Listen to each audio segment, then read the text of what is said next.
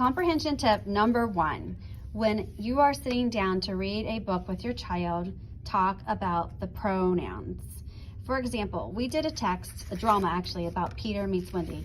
Peter Pan, Wendy, and Tinkerbell were the main characters. But then we went and read a prose text on the same story, but it's not as a drama. So it's prose, which means a story. So I sat down with some of my 4th graders who were reading on the 3rd grade level, and we started reading this paragraph. And it says, there was another light in the room now, 1,000 times brighter than the night lights. And in the time we have taken to say this, it had been in all the drawers in the nursery, looking for Peter's shadow, rummaged the wardrobe and turned every pocket inside out. It was not really a light, as it made this light by flashing about so quickly. So I stopped at that point and I asked the kids to circle the word it. And I asked them, who is it? Well, they read up here, Peter's shadow. They read Peter and Wendy. And so they're right away saying, oh, it's Wendy. Wendy is looking in the drawers of the nursery. Well, is it Wendy? Well, let's keep reading and let's finding out. It was not really a light, as it made this light by flashing so quickly. So what could it be? It's a lamp. Well, okay, the lamp had been in all the drawers in the nursery, so that doesn't quite make sense either. So focusing on who the it is. And then it came to rest for a second. You saw it was a fairy, no longer than your hand, but still growing. It was a girl called Tinkerbell, who was exquisitely gowned in a skeleton leaf.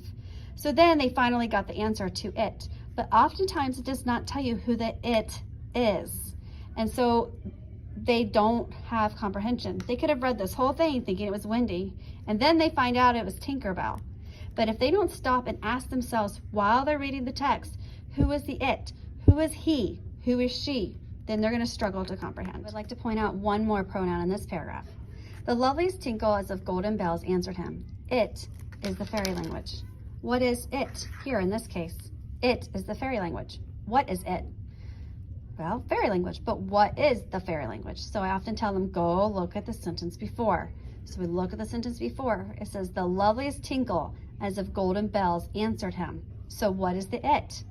It's the tinkle of golden bells. So it was a tinkle, some sort of a tinkle. That is the it. That's the fairy language. You, ordinary children, can never hear it. Who is you? And I would ask the kids, who's you?